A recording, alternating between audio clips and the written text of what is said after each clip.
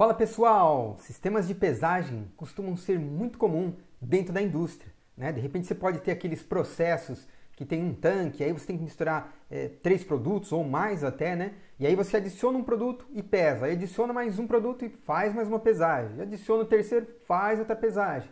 E tudo isso daí você acaba utilizando célula de carga para fazer as pesagens, aqueles transmissores, né, de peso, né, para célula de carga.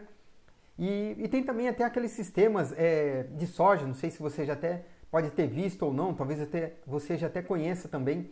Tem aquelas carretas grandes, né? E tem até um sistema com um nome meio diferente, que o pessoal chama de caçambada, né? Deve ser até porque tem aqueles, parece um silo onde vai despejando a soja e ele vai medindo o peso, né? Como se fosse uma caçamba mesmo, e aí vai descarregando dentro da carreta, dentro da caçamba do caminhão, né? Vai ver que até por isso se chama caçambada mesmo.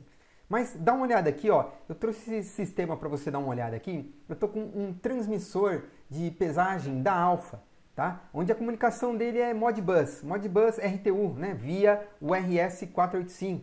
E aí eu estou até utilizando esse módulo, comunicando com um CLP, um S7 1200, com um módulo, né, de comunicação serial, o RS485, né? Para utilizar esse protocolo Modbus RTU.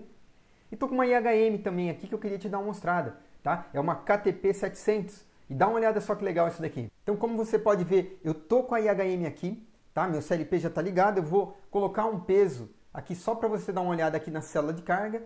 Aí você já vê a indicação ali do peso bruto, do peso líquido, né? Os dois estão iguais ainda porque não foi feito a tara, tá? Mas deixa eu até fazer um exemplo para você que ficou bem legal isso daqui, ó.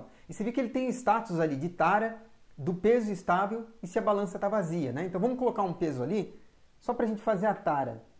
Então coloquei um peso, você vê que a balança vazia já não está mais aceso o status dela, né? Peso estável, vou selecionar agora aqui a tara.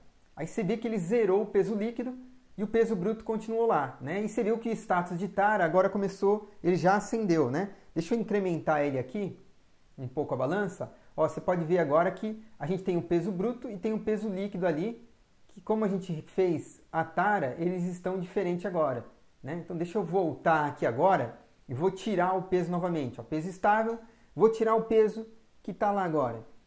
E para mim zerar e voltar agora para o peso bruto, é só eu executar a tara novamente, como ela está selecionada com tara sucessível, então eu posso executar mais uma vez a tara aqui, e você viu que ele zerou o peso líquido e saiu o status de tara, né? Ele como se tivesse dado um destara, vamos falar assim, né? E peso estável e balança vazia.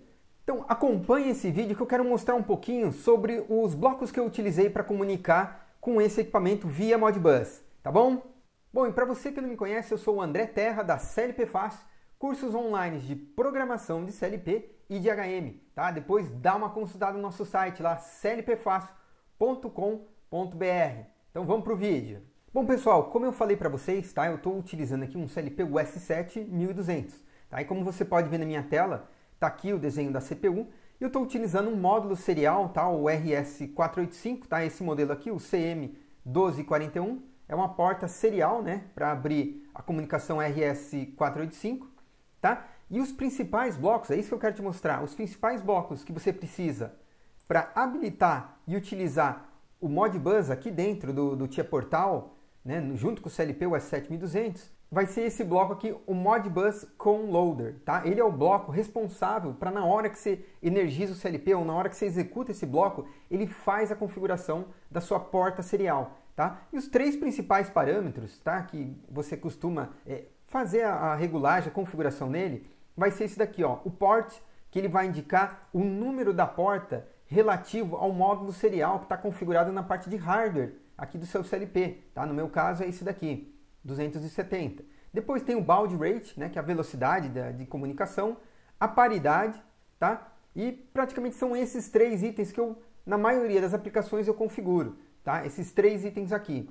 Tem um mais que é importante que eu acabei configurando aqui em cima para essa aplicação, que no caso é o stop bit, né? Eu coloquei o valor 2 aqui de stop bit, porque como o padrão lá daquele equipamento que vocês viram, aquele transmissor de peso, ele já vem de fábrica programado com esse Stop Bits 2, eu preferi deixar, não mexer lá dentro dele e mexer aqui na plataforma aqui para ficar mais fácil para mim. Tá? Selecionei também essa opção 4 nesse modo do Conloader, que é para deixar ele configurado para o RS485 a 2 fios, tá? Isso é importante você configurar, tá? O próximo bloco, tá? O bloco seguinte, e acredito que o bloco mais importante, até porque esse Modbus com loader, você executa ele apenas uma vez, tá?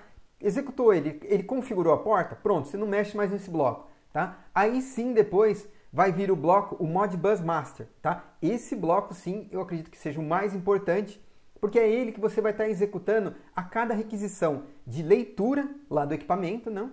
Então, a cada solicitação que você for precisar